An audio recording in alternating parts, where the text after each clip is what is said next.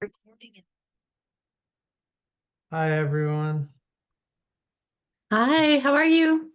Good. How are you? How was your Yeah, day? good. Yeah. Very good. Where did you work today, Anish? I was in Santa Monica. Oh, wow. Yes, I was in Santa Monica. So Very nice. And Ishan, where are your headquarters? I go where I'm needed, but Okay. I'm behind the scenes a little bit more. But I was in Camarillo office today, Oh, and yeah, Camarillo and River Park a little bit. Yeah,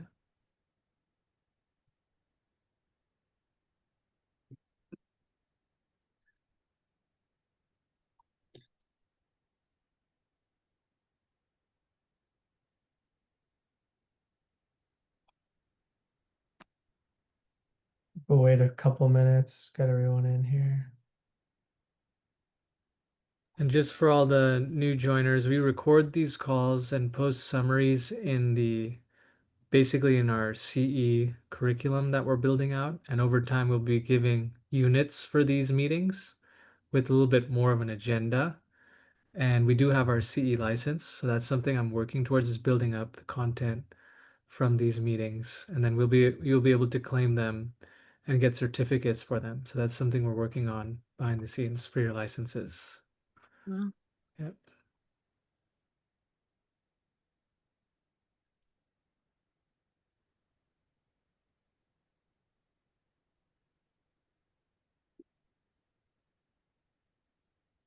Hey everyone.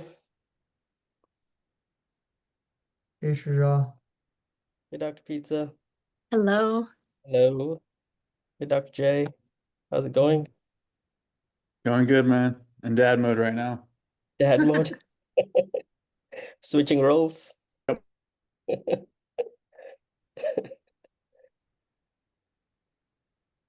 All right, we're waiting for a few more people. Yeah, we should be. Noah should be coming in. Dr. Hakakian said he'll be a couple minutes late. Yeah. Dr. Sidhu. Let me text her.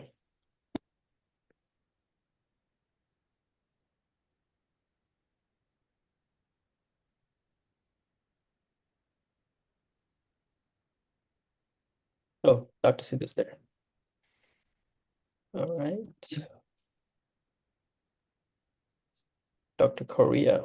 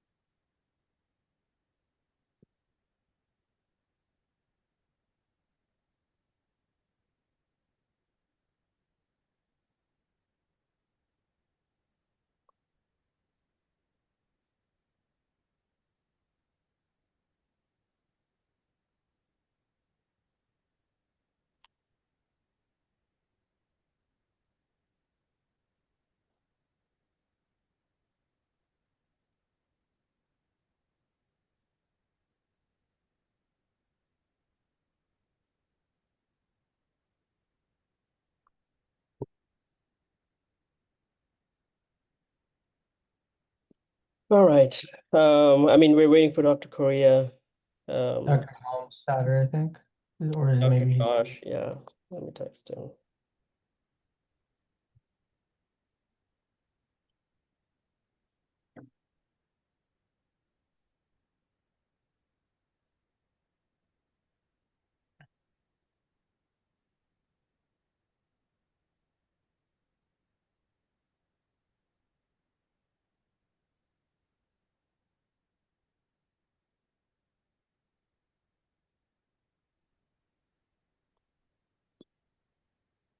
I think we should go ahead and start and people can join in. Yeah.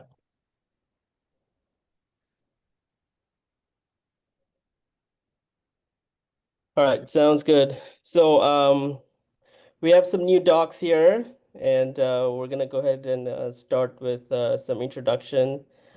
We'll go ahead and start with Dr. Pizza. If you want to share some words on why you joined Clove Dental and just your background a little bit, and then we'll move on to the other new docs that are joined this All month. right. So go for it. Hello, everyone. My name is Shamala Pizza. I usually go by Sham. Um, and yeah, we just pronounce it pizza like the food. My father-in-law used to kind of soften the Z's and say pizza, but I've kind of just, my husband and I just kind of switched back over to pizza because it's easier and you don't have to correct people. And it's especially working with a lot of kids, it works really well. So Dr. Pizza it is. And I'm sure all you guys know when to refer for the most part, but some things to consider would be, cases where there's just too much lower incisor crowding. I'm sure you guys can handle like some mild to moderate crowding, of course, but if there's more than that and you feel like there's a lot of slenderizing that needs to be done, or there might be overbite correction that needs to be done in order to align the teeth, then you're looking at, a more comprehensive orthodontic treatment. Of course, younger kids are always good candidates for orthodontic treatment as well. And I would say as your population ages, the older population, like I mentioned a minute ago, deep bites become more of a problem with incisor impingement on the palate, and just deepening of the bite causes the crowding and spacing of the upper teeth and all that. So I would say that the 50 and 60, 70-year-olds, that's a really growing segment of the Invisalign market. So don't be afraid to recommend treatment to people that seem like they might not, be interested. Maybe their teeth have been like that their whole life, but maybe they've always wanted to fix them. So there's always, it doesn't hurt to refer and have a consultation. So, and Right. Yeah. Thank you. So Thank you. Dr. Pizza is at our River Park location in Oxnard. For now, once a month on she's gonna be in on 15th of August next month. Yeah, that's set. So please refer any patients who need any braces, any Invisalign treatment done. Or if you need just a second opinion, whether the case is not going as we had planned. Say you're doing Invisalign and it needs refinement and you can't figure it out. Dr. Pizza's on our team, so she can kind of get it back online. Or if you're not sure if it's in your wheelhouse as a GP, let Dr. Pizza look at it, and if she feels that you can handle it, she'll refer it back, right? We're all a team, so it's good to have a second set of eyes on it.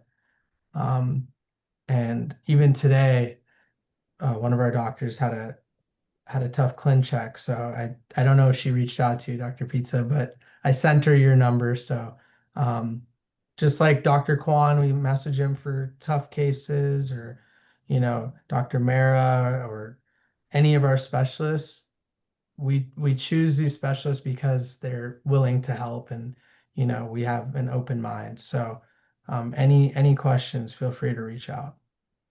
Dr. Pizza comes in very highly recommended, and she's a UCLA trained orthodontist.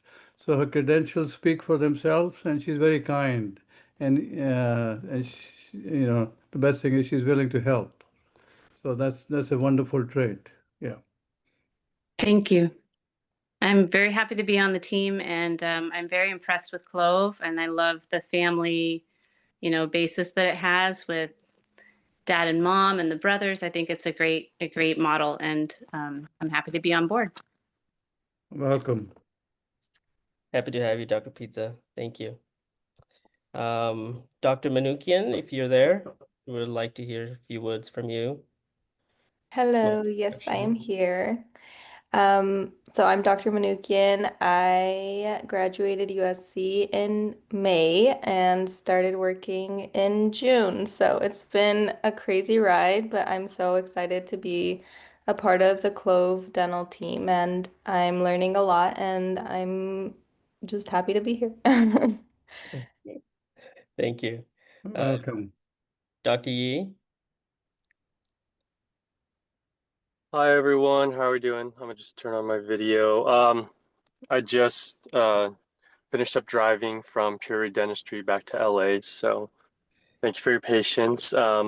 Yeah, so my name's Dr. Yi, and I did 5 years in the military in the Army, and then I graduated in 2020, and after doing 5 years in the military, I interviewed with Clove in May with Ishan, and I know Clove was highly recommended by a dental school friend of mine, Dr. Timothy Kim, and you know, when I first heard of Clove and first got on board, I was pretty impressed with how they had CEs and that you guys are building this educational background and promoting good learning environment, and that's something that I was very impressed with compared to some of these other associates that I worked with or associateships that I worked at. So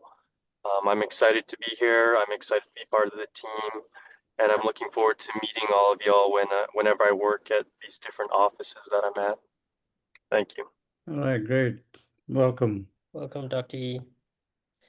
I see Dr. Patel in the screen. Dr. Patel, you want to say a few words? First, yeah, thank you.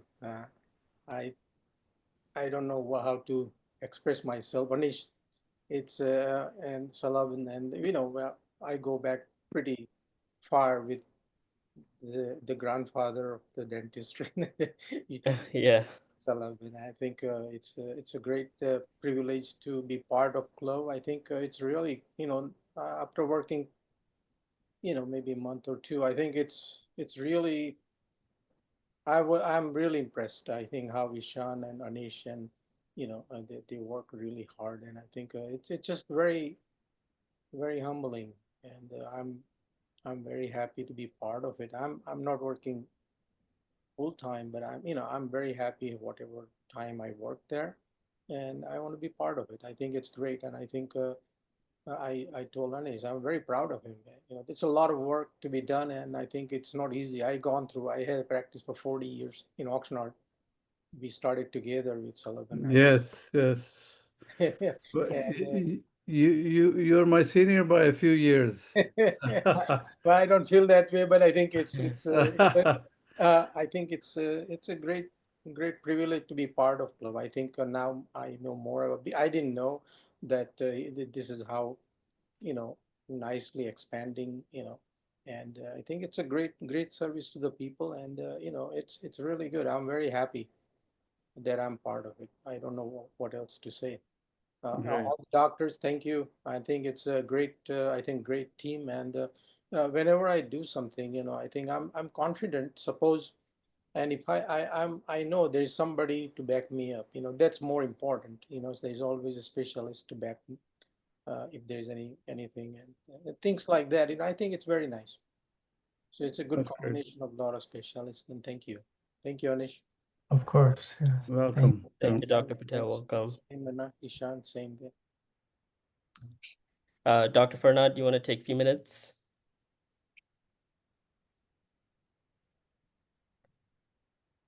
Hi guys, I'm Dr. Farnad. Those of you who don't know me, you want me to just kind of tell my experience with Clove so far? Yeah, I mean, we want to talk about the background and which school did you go to and which office you're at. And I went to New York, Touro College of Dental Medicine. I graduated last year. I've been with Clove for a few months. I've only been working Monday, Tuesdays, and Fridays, but I think starting in 2 weeks, I'm working full time. I picked up two other days in different offices. I was working with PDS for a full year, but I'm doing a lot more, learning a lot more. I'm really enjoying club, so wanted to switch over full time. I think I'm doing a lot more things that I want to do, making patients like a lot happier because a lot of these patients like they really want to see an dentist, and I really enjoy the things I do here, and looking forward to working with more of you guys because I haven't seen all you guys yet in person. Hi, Yeah. welcome. Thanks, Welcome, Doc. Dr. Dr. Ghani, you want to take a few minutes? Sure. So I'm Dr. Ghani. I graduated from UCLA and I started working with Clove a few months ago at the Santa Monica office, and it's been great so far. I really look forward to meeting all of you in person as well. And I feel like working with Clove has been a great experience till now, especially with meeting the whole family and everyone. But thank you. Thank you. Great, welcome. Awesome. Great. I think we were set, right? Did I miss anyone? I think we're good. Yeah.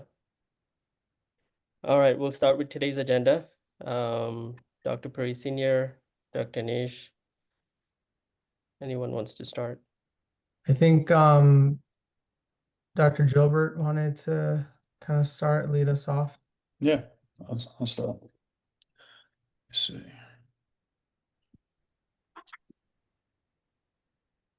Can everybody see that? Yes. We can, yeah. All right. So I'm gonna go over some treatment plans. Some patients that me and Dr. Perry discussed. I think we mainly wanted to talk about like how we approach cases, like phasing the treatment, which is the most important, kind of like quadrant dentistry. So this patient came in. I didn't see this patient, but I'm guessing they were in some pain. And so for me, how I approach this, I'm not even sure what insurance this is. I think it's Medi-Cal, if I remember correctly. So this is the treatment plan over here that one of the doctors created. And so obviously there's a lot of infection everywhere, broken teeth. And so the way I would approach this is first by seeing which side or, the main reason they're here today. And so I would probably start with the left side because it looks like that has the most things going on, a lot of infection, a lot of broken teeth. I think the main concern would probably say that she can't really eat or, needs more teeth, wants to smile, things like that. Even the front tooth has an infection and it looks like it's loose. You can see right here, it's coming down more incisally than number 8. So it's a hard treatment plan to see what to do first, but I would say the left side, the upper left, has a lot of broken teeth, a lot of infection. So I think they did extract those teeth. My concern of what wasn't treatment planned, they have all these extractions on the bottom, but they didn't treatment plan replacing the teeth on the bottom. It's always important to go over how you're going to replace teeth because I think the main concern is that they probably want to eat. They probably can't chew. They have an infection on the right side, so how are they eating? You can't eat with your front teeth. Everything's going to start breaking. I'm sure that front tooth will even come out if they use their front teeth. So really just addressing the first phase would be addressing the emergency, whatever that is. And then the second is like a control phase. So SRPs, getting control of all the bacteria in the mouth, basically. And then putting them on like a perio maintenance, reevaluating, and then doing like a whole comprehensive. Okay, let's take out all the teeth, place bone graft, collagen plug. These teeth right here, I believe they were mobile from what I read in the notes. And so taking out all these teeth, obviously they're probably concerned about taking out their front tooth. So you're probably going to wait until you get the approval from Medi-Cal to pull that front tooth. You'll scan and then pull that same on the same day. You're also going to want to talk about bone graft. This is an aesthetic area, right? You don't want the gums to heal poorly. They'll have a big depression up there. Um, Patient, I think, was in their like 40s. So it's important to talk about bone graft, even refer them maybe to the periodontist, see what they can do to, maybe build the bone up or, if they want implants later, things like that. Um, is there anybody who wants to say anything like how they would approach this? They have some recommendations. I'm not the. I think I saw that patient, and Mhm. if I remember correctly, like it was treatment partly treatment plan before I saw her, Mm. and then when I did see her, we came with like a more def like more realistic treatment plan of how we're gonna go with the case. I don't remember why she didn't want to start. I think it was finances. 'Cause I asked the front desk. I think this was the finances. But in terms of what the plan was, when I did see her, some of those extractions were already completed. Mm. I talked about her primary concern was the upper. So because there was a lot of treatment indicated, we discussed, finishing the upper. And then once we were ready to kind of start the lower, we'll start the lower. Our biggest concern obviously was number 9.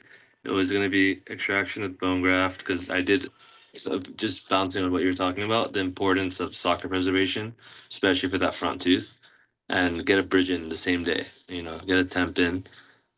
Yeah. Most of that, buckle was pretty much gone. She didn't want to do any like flip or anything for that front tooth, so we went over the bridge option.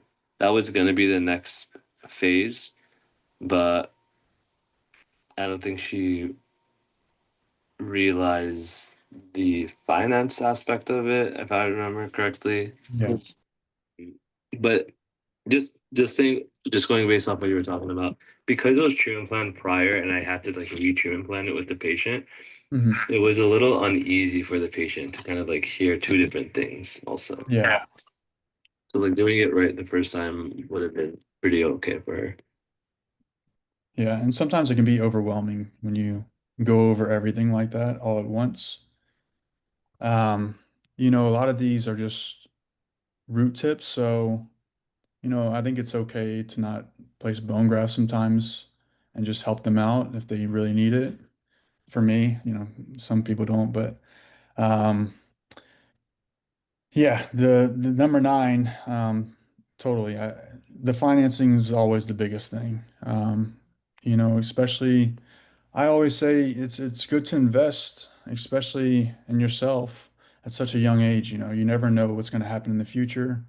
You come into a lump sum of money, you want to implant later on, at least you put bone graft in there. You set yourself up for the future. Um, it's very important. And, we have all these financing. It's worth just applying and seeing what you get approved for. Our front should be doing that, no matter what, but it's important for you to mention it too. We offer all these financing. If you have any family members who want to apply for you and help you out, that's always an option as well. Can I give my input on this case? Yeah, yeah, go for it. I think so. After extraction of the maxillary arch, there's what going to be 5 or 6, 7, 8, 10, and 11 left. And doing a perio reval, I'm imagining most of those are still mobile. So having the conversation with the patient about is your plan, I think you can keep those teeth if you're planning on doing implants, getting good support in the posterior. But if you're not, then those teeth are just going to fail any work you do on those, and you're going to end up with a complete denture in a couple years anyway. So Yeah. I think the maxillary arch probably should be planned for complete if they're not planning on implants anywhere in the near future. The lowers look a little more stable and can have some support for a partial or implants, but I don't think the maxillary has support for a partial. Yeah. But Yeah, that, that's good. See, I think, yeah, I mean, that's the difficulty of dentistry, we're proposing to pull someone's teeth, all their upper teeth. So it's an emotional decision for them. So that's the human aspect of, is the patient ready for that? Is the patient ready for a complete denture? Some are, most are not, but some are because they're aware of the shape of their mouth, their oral health. So I agree. I agree that that is probably where the patient is going. And you can lay those expectations, but if the patient is okay holding on to those remaining teeth for a few years and understand it, and most importantly, we notate this, then that is also an option. Mm-hmm. I'm going to move on to the next patient. And so I believe the upper left was the main concern. I didn't see this patient, none of these patients I saw. I just kind of go over the charts and the treatment plans. But, the number 14 was done, RCT crown, right? If this patient's spending all this money saving this tooth, why, and they still have this broken tooth with this RCT? It's important that you talk to them and, use like correct verbiage of saying, you're spending a lot of money, you're going to pay to save this tooth, but you still have this, broken tooth with an infection. What if the infection spreads and they lose that tooth that they just paid for, It's important, when we say quadrant dentistry, take care of everything at the same time in that quadrant. They're already numb.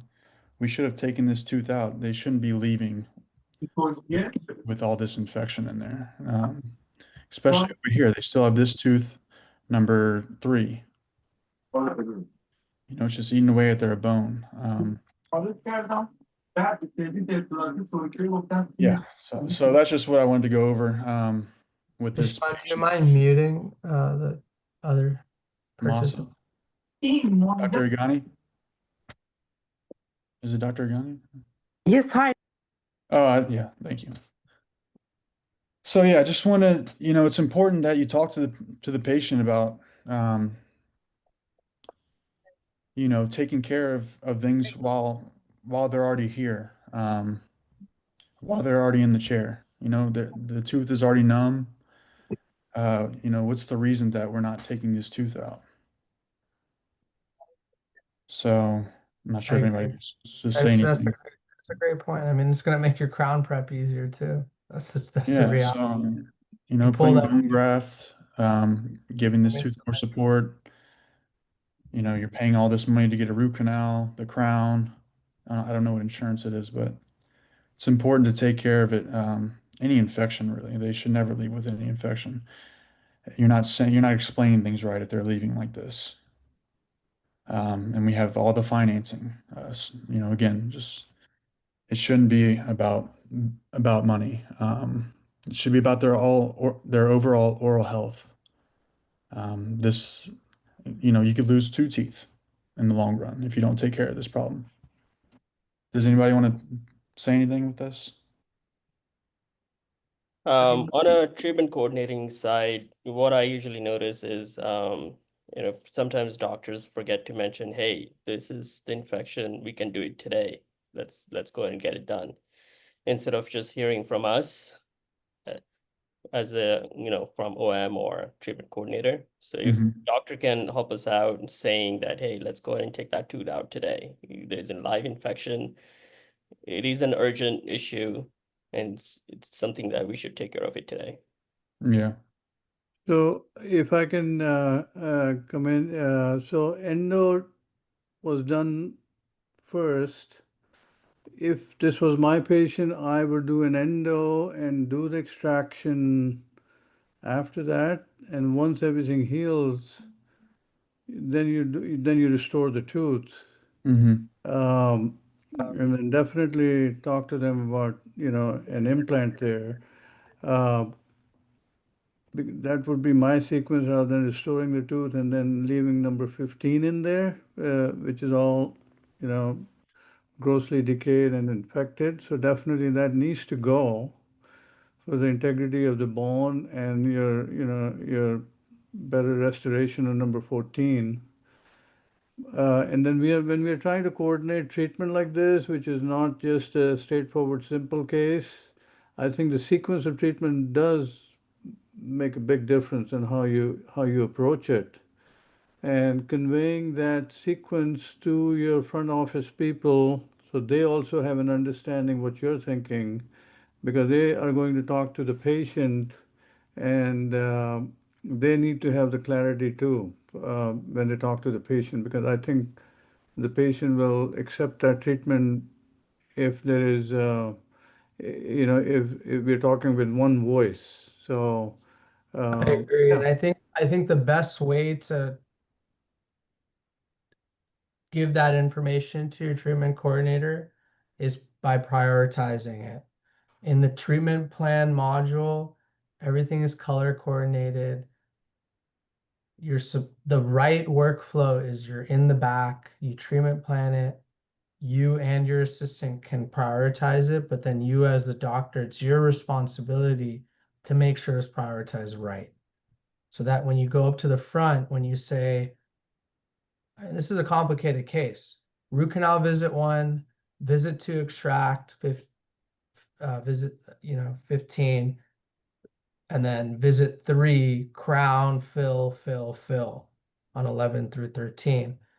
If it's color coordinated for your office manager, your life's going to be so much easier and their life is going to be easier. It's just a lot clearer for them. And guess what? Your treatment acceptance is going to be way higher because it's phased over 3 appointments. Payment is over three appointments. The patient feels that they're being taken care of, and it's clearly communicated by you, the doctor, as well as your front team. So it's kind of it's a harmony. Everything needs to be working well together. Right.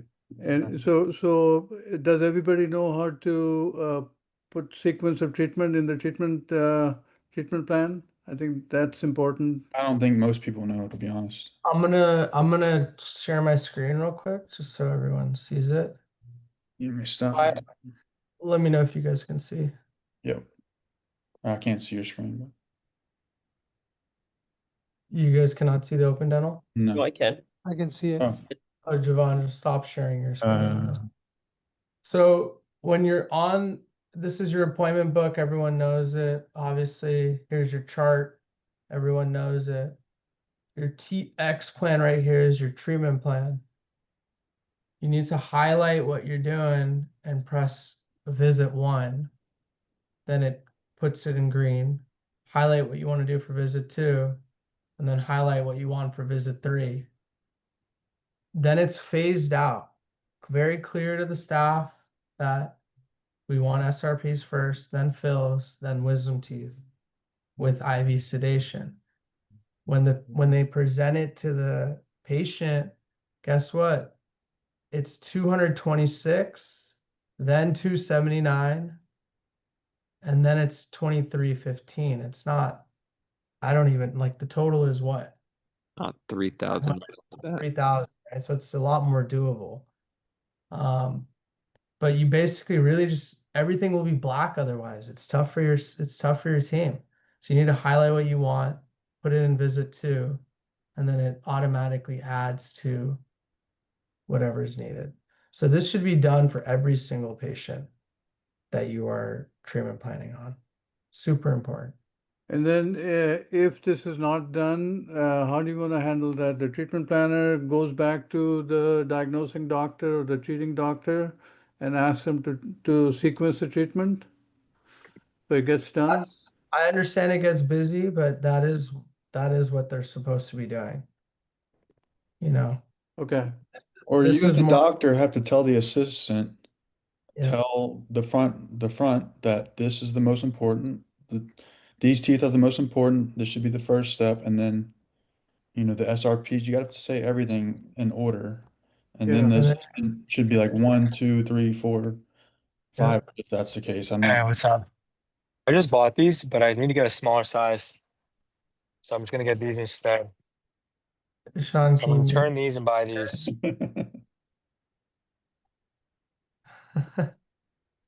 That one.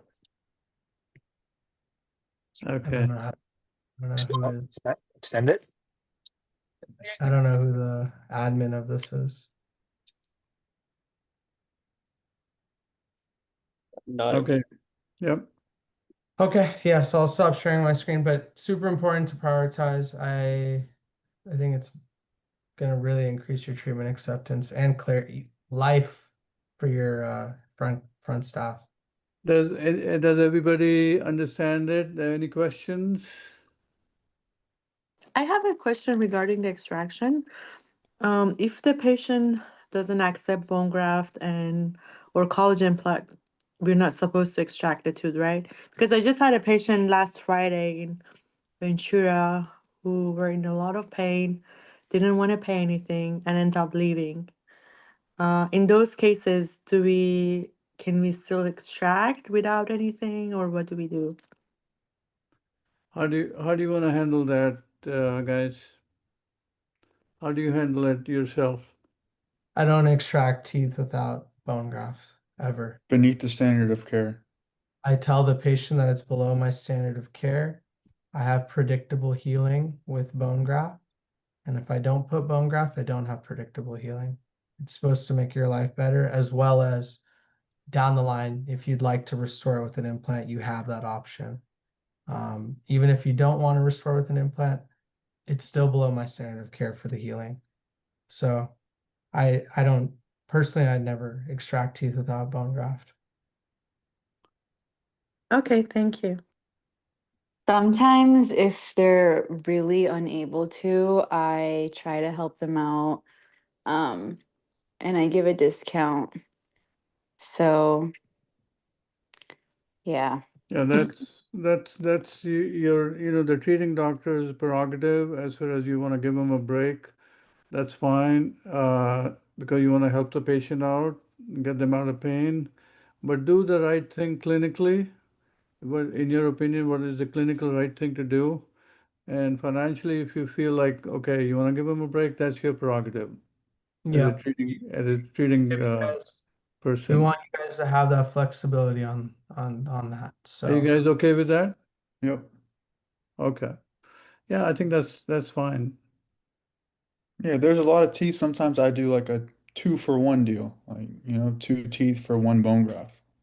Yeah, like the root tip example, I'll like Yeah, eliminate a yeah. bone graft.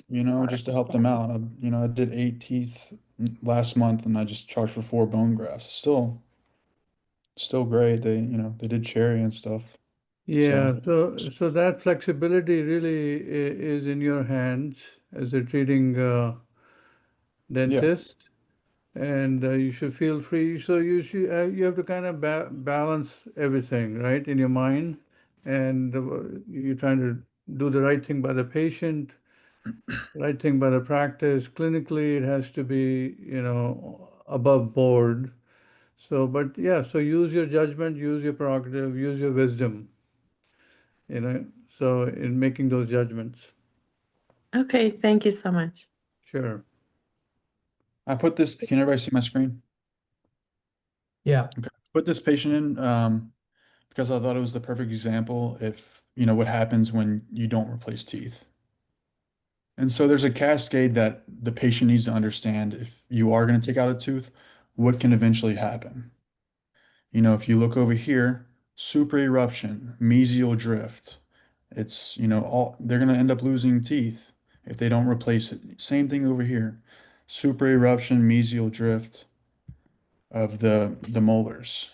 So, we treatment planned extractions, and a partial down here, but I just wanted you, because I show on Google, what happens. Like I type in super eruption, I show the patient, I show mesial drifting of these molars, and I, just educate them on what can happen if we don't end up replacing it. You're going to lose a lot more teeth in the long run. So that kind of stuff you can go over with your patients. It's great to educate them. 100%. Yeah. I had a patient today. I just went on YouTube and typed in effects of super eruption. Yeah. So 47-second video. She accepted an implant. Yeah. The visual is much better than us showing them radiographs. We understand it, but Yeah. the visuals are awesome. Yeah, even if they can't afford it right then and there, talk about a flipper, this is a temporary fix, but until, you can come up with the money, this is gonna keep this from happening, stuff like that. Or even a Essex retainer. Yeah, there you go. There's plenty of options. Yeah. All right. This one was a little bit, there's a lot going on here. I don't know what the chief complaint was, but there's infections on these premolars, infection on this molar. I thought the treatment plan was good with the extraction because I remember Dr. Kwan saying, with these big posts in there, it's really hard to retreat, especially with bone loss. Same thing up here, a lot of bone loss. Um, I'm not sure if that's, even savable. I would extract that as well. Also, 2 posts in that tooth for number 5. We planned extractions, but we didn't plan how we're going to replace these teeth. So just another example. We just need to go over, always just thinking of the future, and getting that idea in the patient's head. They also planned extractions for these 2 teeth over here. Again, maybe, I don't know if anybody would do a crown over here just to try to save the tooth or make it last longer. But they have bone loss, a lot of bone loss there. Anybody any input? I think when talking about an extraction to a patient, like I said, it's an emotional thing, losing a tooth. Yeah. If the patient knows that you as a clinician are thinking about the next step of replacing it, even if it's a partial, you're automatically in their good graces. Because if you're working on your sister, your mother, whoever, you're not going to pull that tooth without talking to them at the dinner table about how you're going to replace it. So same idea. Just lastly, I had just some side notes that I want to talk about. Just make sure you're following up on some patients. It's always good to call and just see how they're doing after. I think that goes a long way. Perio charting, I got handed a list of perio charting that I did, but I'm not going to do it anymore for you guys. I'm just going to text you and I just expect you to do it. I look at a lot of people's notes, and if you ever go on my notes, I always write about what I talked about, what I learned about the patient. Get to know your patients, don't be a stranger. Ask what they're doing this summer, are you traveling, things like that. You look in my notes, I say they're traveling to Chicago next week. There was a patient today, starting a new job on Monday. So when I see her next, how's your new job? How was Chicago? Gain their trust, build a relationship with your patients. I think it's very important. And then I also see we're not prescribing anything. If a new patient comes in, they have a huge infection. Sometimes they don't want to pay for bone grafts. They still leave. They're going to leave mad we didn't do anything. They're going to be still in pain. So I think at least we can do is prescribe amoxicillin or some pain medication. Just bite, do an open and med, whatever you can to, just do anything for these patients. They came in, they took time out of their day. We should do at least the bare minimum. Prescribing, that's all I have though. Can I make a suggestion, sorry, about knowing the patient? Sure. Whoever talks to the patient, can we add a comment on the side on their chart? Just like if they have kids or I always put it at the bottom of hobbies. my notes and Okay. yeah. Okay. Just always write whatever I talked about at the bottom of my notes. I think it's Yeah. a great idea. Dr. Ghani, are you talking about that little box under the odonogram? Yeah, the yellow where we put their medications and just a brief information about them. That way we don't have to go back on the notes and look So for it. personally, That's I put the social history right here in this box. This oh, box okay. never goes away. So if I just say hello, this hello is going to be on Jose Rivas's chart forever. Mm. I put, Yeah, I going to didn't know Hawaii, that. Then you have the thing about this box is it's not date stamped, so make sure you put the date. Mm. 5, you know. The Going to only Hawaii. Every time you're gonna every time he comes in, you're gonna ask about Hawaii. So make sure you put the I think it's a great idea, Doc. the only downside is some people can delete it, including assistants. Yeah. Has that happened to you, Doc? Yeah. Or I made a comment where Yeah. just knowing the patient was recently released from prison, and I put it there, and he saw that and was very Uh-oh. frustrated. So it can be offsetting sometimes too. Just put some good stuff there. Just Yeah, put some good not yeah. not the bad stuff. Okay, sounds good. Shrujal, I think Dr. Josh, did you have a couple things you wanted to say? Yeah, I can go over. It was my stuff was quick. I don't know if I can share my screen or not. Can I? Let's see.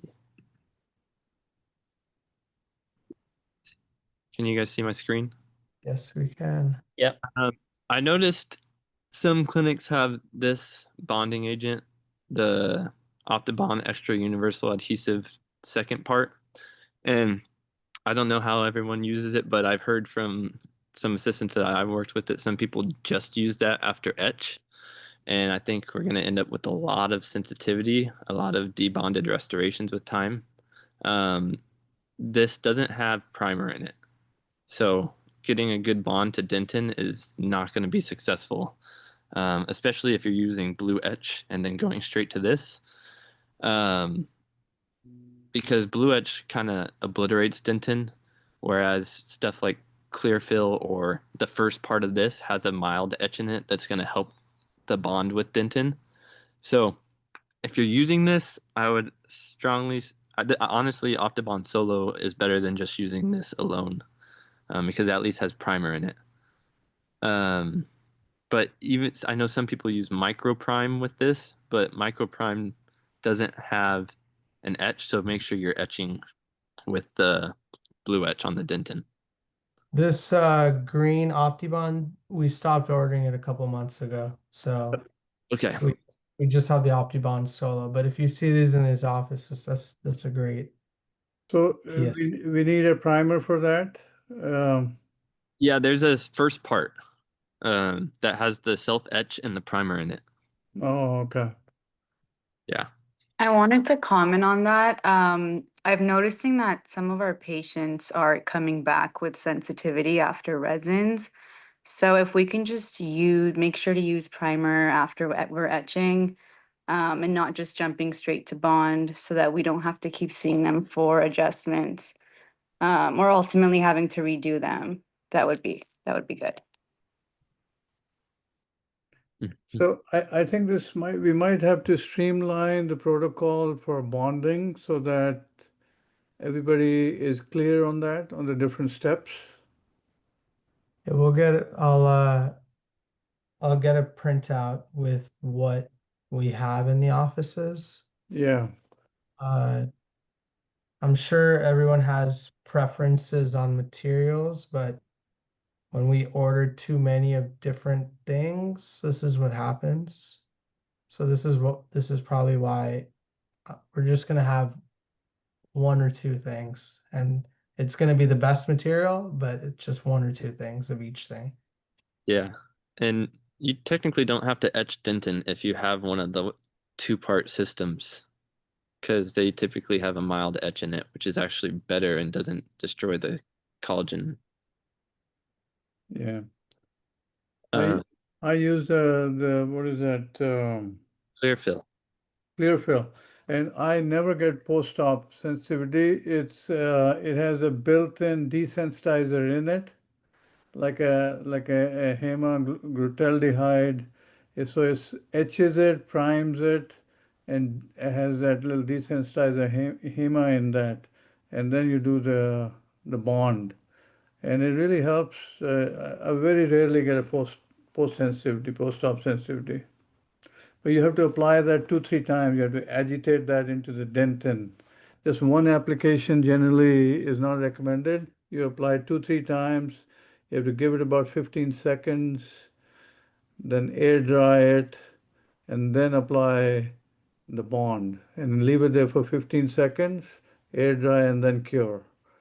You know, so yeah, I think these are basic things, but I think if you can just make it all uniform and standardized, so it'll be easier for most people.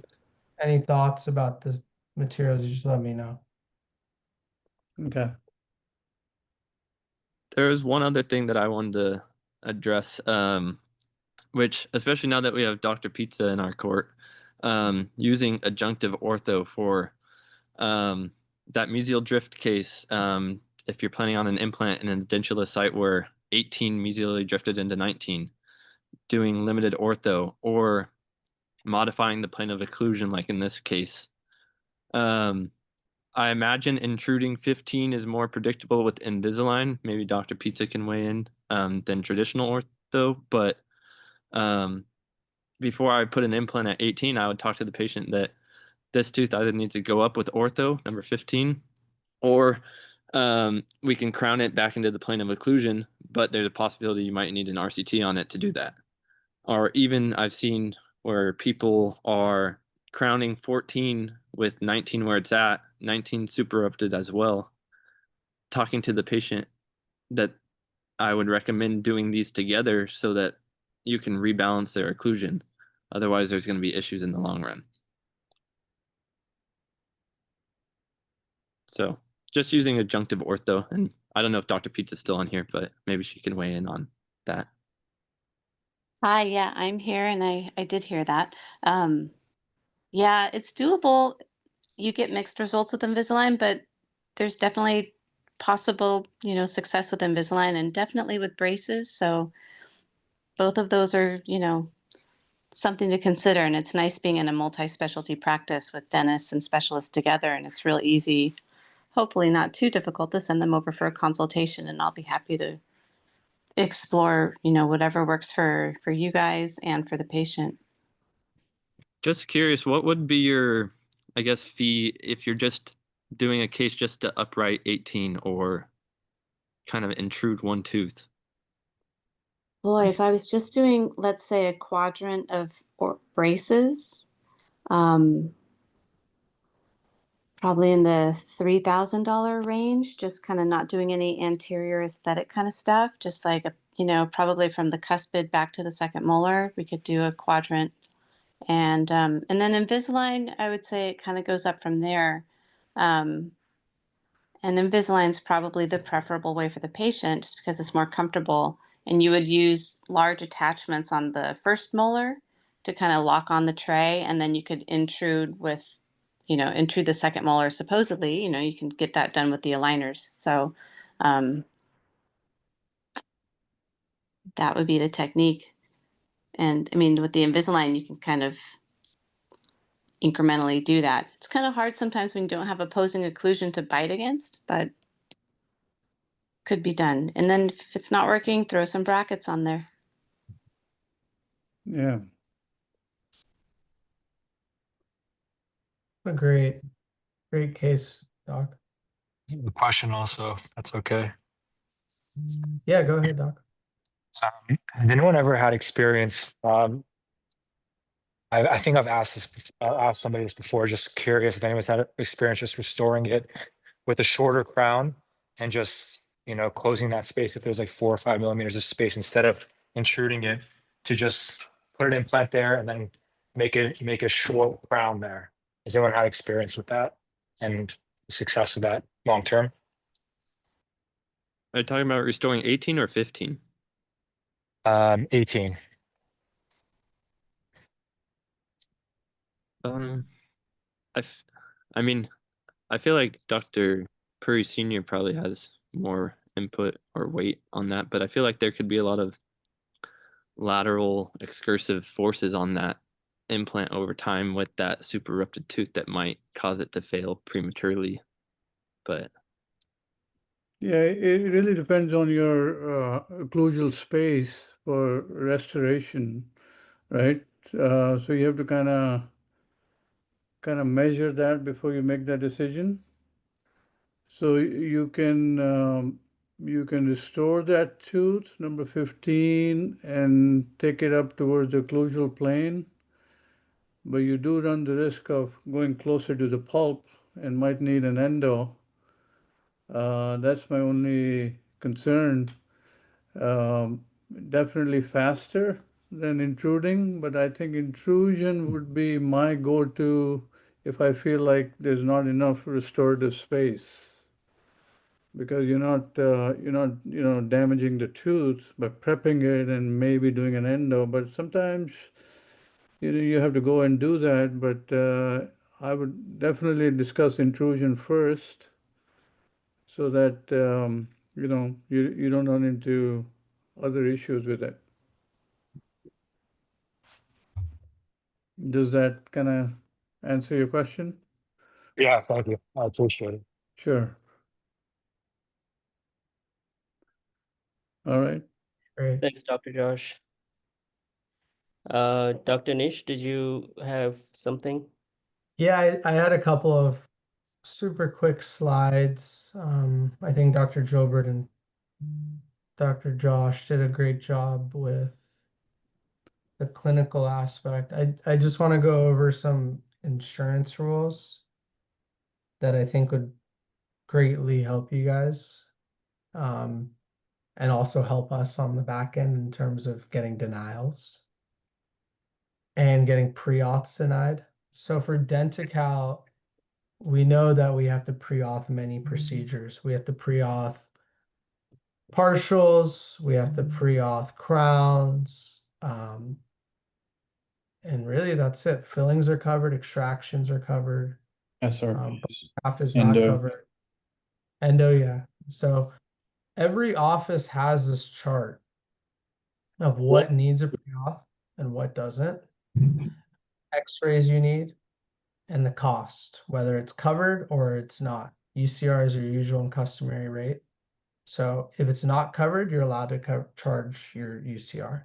Simple as that. So this should be printed in your offices. So if you feel that the flow is not good from the back to the front, whether your front is not 100% sure or you're not 100% sure, you can print one of these out and have it at your desk. The front should already have one.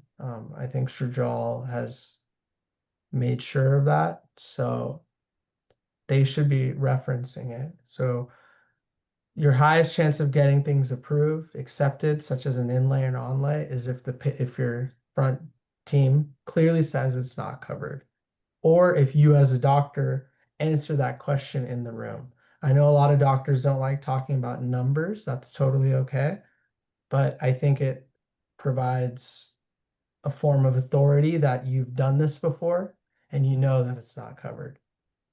Bone graft, I know it's not covered. Everyone already knows that because we extract a lot of teeth. So then the patient is already aware when your front team comes in and presents the fee. So reference this and use it. You know, I spent a lot of time making it, so you guys should use this. Is there one about removable? I think I took a screenshot here and it's just part of it, but they should have it. Yeah. I think this is a screenshot of my Google Sheet. So I'll make sure that I'll send the full one to Shrujal and he can send it to the OMs so they can print it for your desk. Cool. Speaking of removable, one of our most commonly denied pre-auths is partial dentures. So I just wanted to highlight this, number 5, to show you guys. This is from the Denti-Cal manual, what they approve. So they only, and this is for a resin base, by the way. So Valplast is different than resin. Resin is an acrylic, Valplast is a Valplast, and then metal is something else, right? So our lab fees are reflective of that. So this is for an acrylic partial. So it is only covered when there are 5 posterior permanent teeth missing. So from first premolar to second premolar on either side, you have to be missing 2 on one side and 3 on the other. at the minimum. Or you could be missing all your molars. It's pretty rare to have those cases. I know they exist, but we're sending a lot of partial dentures out to replace 2 teeth. If that's the case and the patient wants it, we can do it, but they have to charge. We have to charge for it. The issue with sending a pre-auth out and not knowing it is that we are setting the patient's expectations incorrectly. If someone believes that it's going to be covered and then they get the denial, they're unlikely to pay for it. It's been 6 weeks. That's how long, 4 to 6 weeks. That's how long Denti-Cal takes to respond to us sometimes. You had that connection with the patient. They were excited about replacing their teeth, and now they've kind of forgotten about it. They've been without teeth for a long time. It's no big deal. So these expectations should be set quickly and correctly from the start. If you have any questions about this, the Denti-Cal manual is online. It's a PDF. You can Control F the procedure, and it's quick. You guys can understand this. So I strongly recommend that before accidentally giving false promises. Something good that Denti-Cal does cover is fillings. You guys know that they cover all fillings. They even cover lower anterior incisor, these fillings. So this was seen by Dr. Gilbert today. They're going to cover incisal facial-lingual fillings on this patient. It's an additive procedure, so the patients are, and it's in an aesthetic zone, so the patients are extremely happy and they have zero copay.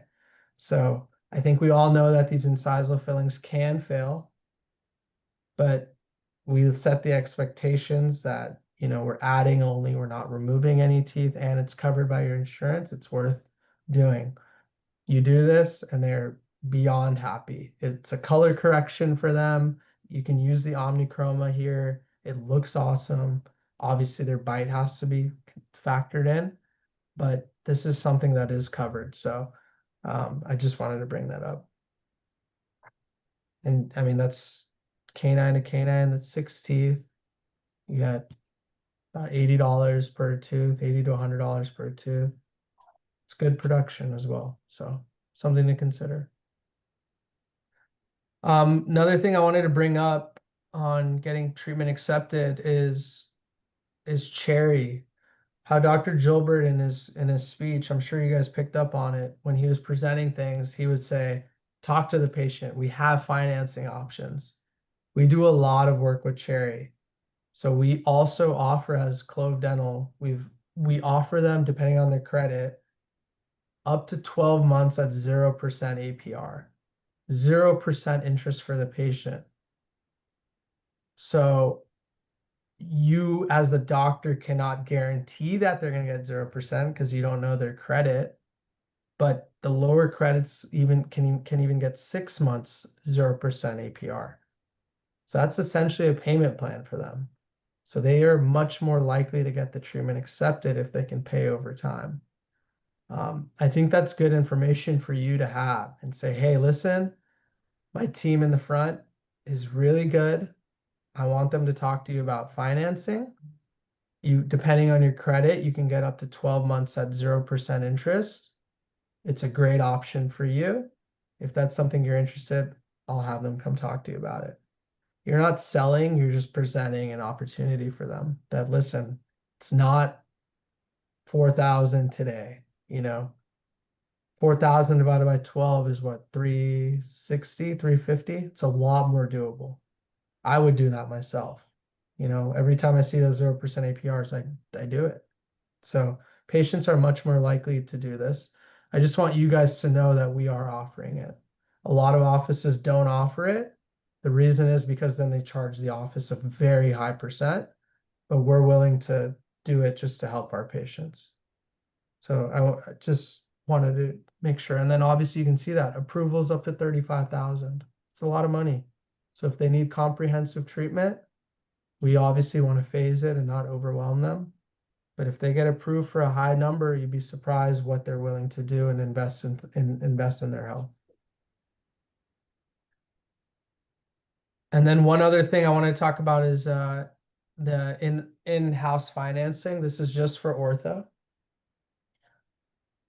In open dental, I want the doctors to be a little more hands-on with the treatment presentation. With your ortho, I've noticed that the front team tends to offer, hey, Invisalign's $5,500. That's a lot of money. But guess what? It's over 24 months. So they need to print out a sheet, and they all do know how to do it. So if they don't, we can please reach out to Shujal. He'll retrain them.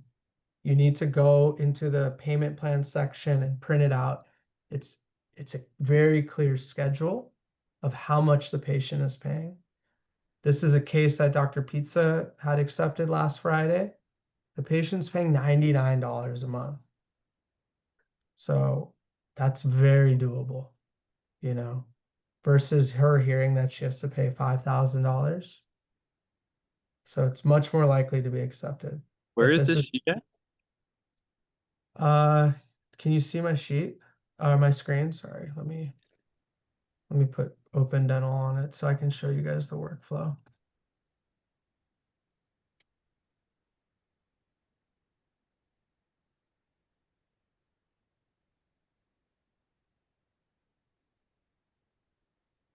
Okay. So adult Invisalign. Once it's treatment planned, it's $5,500. Your team needs to go to account, payment plan right here. They need to add it as a production here.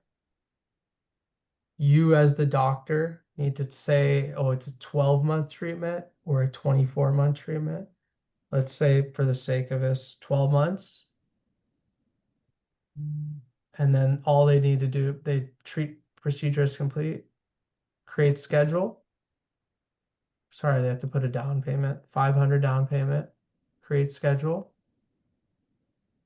and then print it. They should be going into the room with this sheet. Are There's you zero. comfortable with 500 as a down payment, or should it be closer to the lab bill? We're good with 500, honestly. I trust that our patients are gonna. I know it's a risk from the practice, but we're okay with it. I think it's Yeah, I think I spoke with Dr. Pizza previously, and if ideally you want to have a little bit more, but if the patient is not able to do it, then she told me that sometimes you have to go as low as 500, particularly if they have some insurance, ortho coverage, so your risk is limited, you know. But you will get a lot more starts with if you make it feasible for the patient. And it's presented nicely like this. It's very clear when the Very money's coming. professionally presented, and the patient feels, you know, they feel okay, feel good with that. Thank you for showing that. It's awesome. Yeah, of course. So basically, I just wanted to bring up being a little more involved, you know, prioritizing your treatment plan, knowing exclusions, knowing what's covered, knowing that there's financing, explaining it to your team before your front staff goes in. Your front staff and treatment coordinator are going to appreciate it. You're going to get a lot more acceptance. I'm sure Shujal can chime in on that. Yeah, last ortho day we almost had, not almost, we had about 7 starts with this new payment plans that we had. I would also offer Cherry as well. Instead of doing in-house payment plans, Cherry is also an option where they can do 12 months no interest. It's beneficial to us since we, you know, get a lump sum right away instead of monthly. And if they don't get qualified for enough money on Cherry, have them do Sunbit as well. We have options. We have care credit too. We do everything. Yeah. So we have what is needed for a patient to, cover that bone graft or do whatever they need to do. For these comprehensive ortho cases that are 5,500, are you guys including Vivera in that cost or adding an additional fee? We're including it. It's included in the 5,500? Yeah, we are. Oh, Because I think the Vivera? lab fee is 315. So It's expensive. Yeah. Yeah. I have a question. Can we note on patients who have any ortho coverage, maybe just again on the side notes, making a note, maybe the front can make a note of their ortho coverage, that way we can also mention that to a patient, saying that Amazing. your insurance will cover 50%, especially for patients who have like minor crowding. Usually I had experience before with this type of conversation where patient accept the treatment if they know they have a coverage. Sometimes they don't know. Yeah, so we have all this information. It's been there, so I just want you guys to see it. So let me see. So for example, if you click this patient's name and go to the family tab, all the info is right here in the red. Ortho not eligible. Yeah, so our back-end team is already checking all the benefits, and ortho benefits are automatically checked. Yeah. So you can see this patient right here.